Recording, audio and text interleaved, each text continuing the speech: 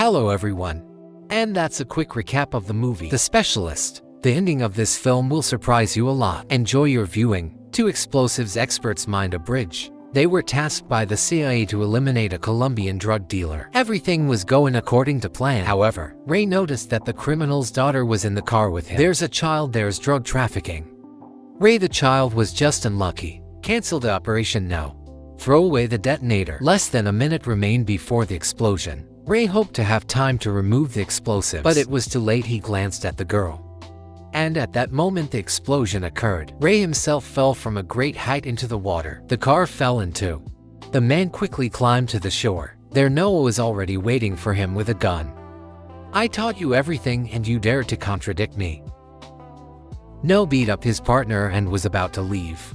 However, Ray caught up with him, gave him a good beating and promised to ruin his career. 10 years have passed since then. Ray has become a hitman. He's just received a contract to kill 3 people. The woman wants to blow up those who hurt her, and Ray is the best specialist in this field. The man found the woman in a cemetery. She wants revenge on her parents' killers. The gangsters were supposed to execute the entire family, but young Adrian managed to hide in a closet. Despite the danger, the woman intends to infiltrate the gang herself. The main target is Thomas Leon, the son of Joe Leon, the head of the criminal group. Nell has been working for this family for a long time. However, he isn't happy with the payment for his services. Adrian arrived at the party and immediately caught Thomas's attention. The woman became uneasy when the killer stood next to her. "Do you need anything? I'll take what you need myself." Quote. The mobster asked the stranger to dance.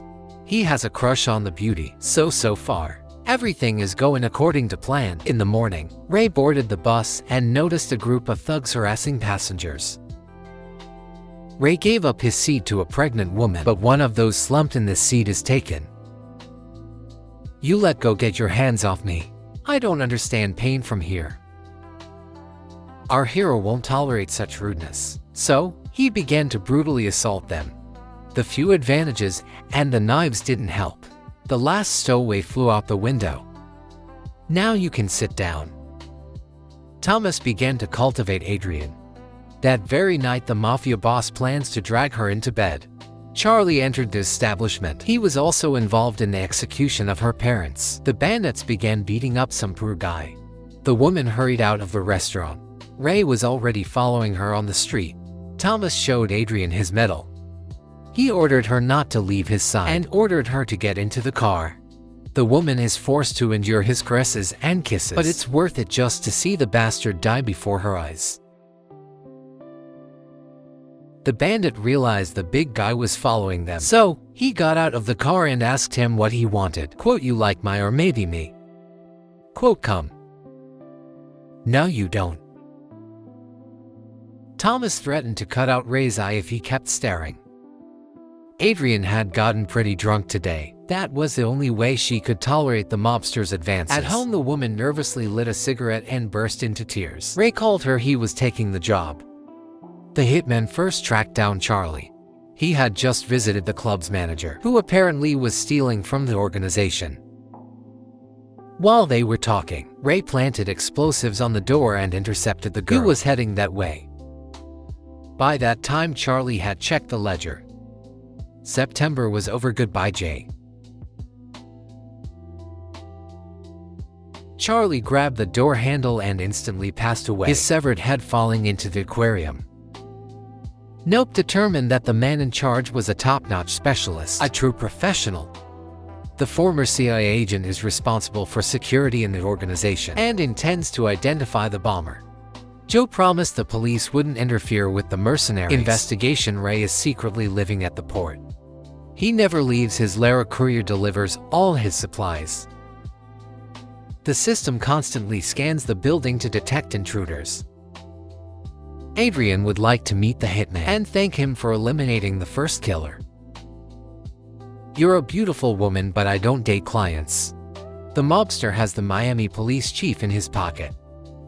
He promised to help Ned infiltrate the bomb squad and introduce him as an FBI agent.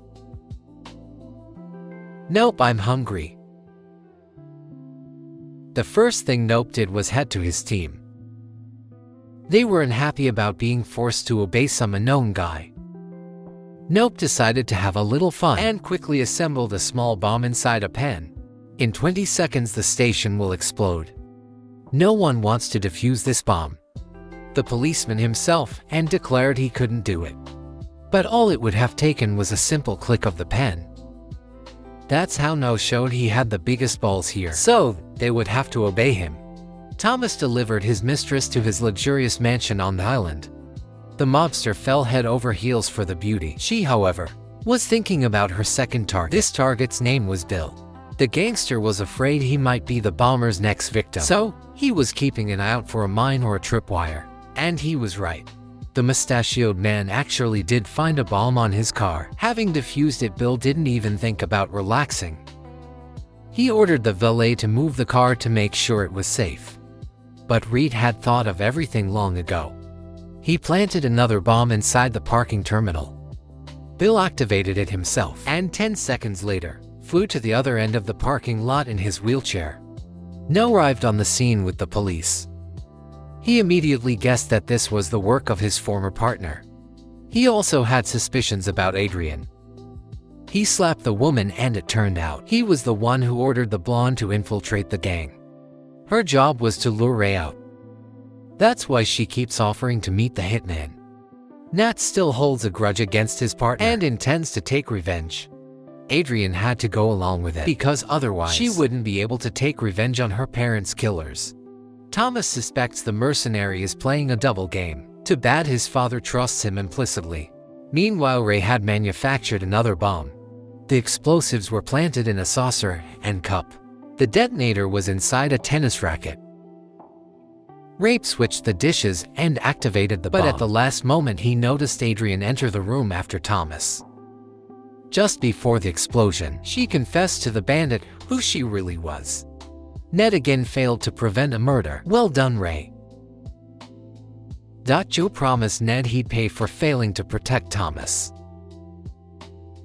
That was his fault. Say one more word, and I'll kill you, understood? No can only redeem himself if he finds the bomber before Ray buries her son. That evening, Ray went to the home of the late Adrian. Her funeral service would be held the following Friday. Ray showed up at the church, however. A completely different person lay in the coffin. The shocked man headed for the exit and suddenly saw his client standing before him, alive and well. Ray searched her and found a gun. Why did you do this? To see you. Number also showed up at the church and forced the priest to open the coffin. That's how the CIA agent realized the blonde had deceived him. That same night, Ray and Adrian slept together in a hotel room. The woman confessed that she was supposed to witness Thomas's death in person. The next morning, Adrian tried to escape, but the receptionist had already turned the couple into the bandits, telling them they'd spent the night there. Nat managed to intercept her. Adrian realized her staged death was part of the plan, and she was about to call him. Ned, of course, didn't believe a word she said and ordered him to take Adrian to the car. The blonde told the guard what she wanted and went to the restroom. There she took the woman's phone and punched her in the face to keep her quiet. Adrian called Ray to warn him of the danger. Quote, "You set me up." Quote, "Why isn't that so?"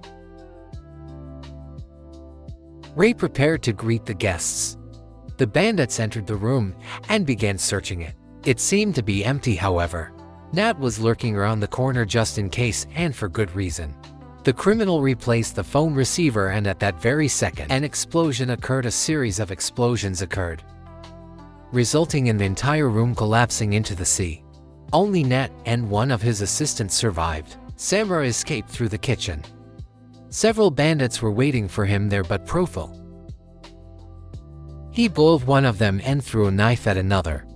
He was the last one at the exit. Ray knocked him out and finally escaped.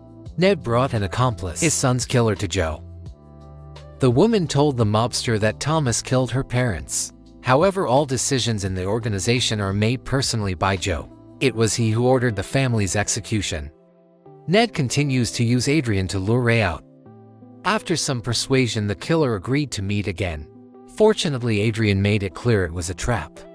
Ned placed a wiretap on the blonde. As soon as they heard Ray's voice, they would immediately storm the restaurant. Adrian punched Thea in the face. If he does anything, kill her. Several snipers took up positions around the restaurant. The woman disappeared through the door. T heard the voice of his enemy, but the restaurant immediately exploded. Then, another building exploded. Ray has outsmarted his partner again. Cops are running back and forth, but Ray and Adrian have already escaped on a boat. The specialist listened to the recording of the conversation with Ned. Thanks to the surrounding sounds, the police have figured out the approximate area in which he might be hiding. But only the courier boy was able to pinpoint the exact location of the killer's lair. Adrian has no intention of stopping as long as Jolie breathes. His revenge is not over suddenly. Police sirens are heard. The lair is surrounded from all sides: land, sea and air. The bomber unfazed activated the building's destruction system. Each glowing dot is a mine. Step on one, and they all go off. A satisfied Ned watches as dozens of cops take up positions before storming as a deterrent. Ray detonates one mine along with a car. After the second explosion, the cops are nearly chopped off by the massive blades. The cops are afraid to go inside, and for good reason. Ray continued to detonate his mines. However, Ned and Avillo hadn't. He entered the room through the hole in the wall and pointed a pistol at the couple. It turned out he'd given Adrian a cigarette case filled with nitroglycerin, so they better keep their cool. The woman opened the cigarette case and confirmed the bomber wasn't lying. Ned had activated the bomb. When Adrian detonated, he would deliver Ray alive to his mafia client. The careless specialist headed toward his enemy and suddenly stepped on one of the mines. Ned was thrown aside and immediately hurled into another. Ultimately, he burned alive in the flames. 30 seconds remained until complete destruction. Ray carefully picked up the cigar case and tossed it away. Now, he and Adrian could escape. They jumped into the basement. At the last second, a series of explosions thundered in the port. The entire complex was engulfed in flames. The newspaper reported 3 bodies were found at the scene. Joe assumed that Ray and Adrian had gone to the other world with Ned, but then he received a package. A medallion with a photograph of the executed family immediately blew up. Adrian had finally dealt with all the enemies.